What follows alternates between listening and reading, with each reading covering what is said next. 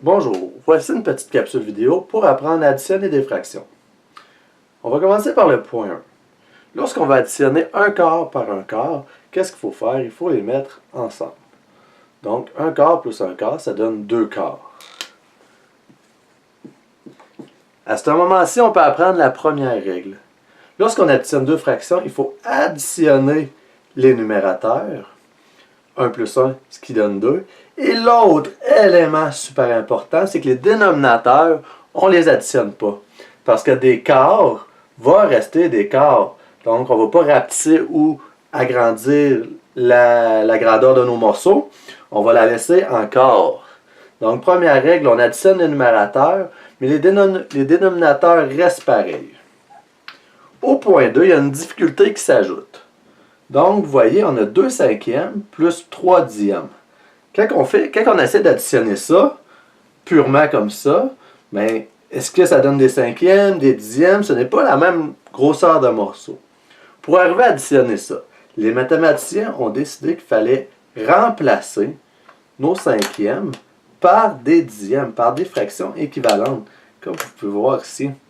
Donc, au lieu de faire 2 cinquièmes plus 3 dixièmes, on va faire 4 dixièmes plus 3 dixièmes. Donc, 4 dixièmes plus 3 dixièmes. On est venu trouver une fraction équivalente à 2 cinquièmes pour l'avoir sur 10 pour pouvoir additionner des quantités qui sont égales.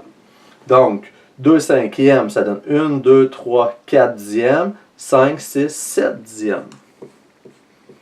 Encore une fois, lorsqu'on a nos dénominateurs communs, on peut additionner des fractions en additionnant les numérateurs, mais les dénominateurs, on ne les additionne pas, ça reste des dixièmes. Allons voir de l'autre côté. Ici, une fraction beaucoup plus complexe. C'est une addition beaucoup plus complexe. On a 1 tiers plus 3 sixièmes plus 6 douzièmes. On voit, on n'a pas les mêmes dénominateurs. Donc, on ne peut pas additionner tout de suite nos fractions. Qu'est-ce qu'il faut faire? Il va falloir les mettre sur le même dénominateur. Comment faire pour trouver le même dénominateur, le dénominateur commun? On va aller chercher notre plus petit commun multiple, le PPCM.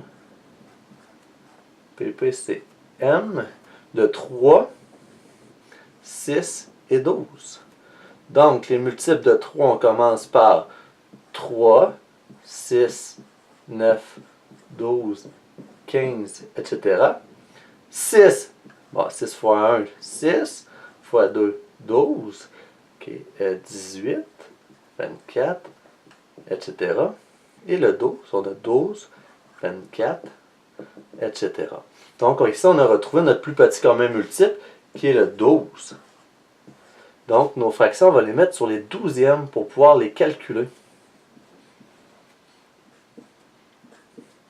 Là, le point suivant, qu'est-ce qui est difficile dans cette opération-là?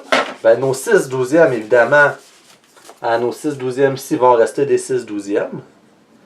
Là, le problème, c'est de transformer notre 1 tiers en douzième.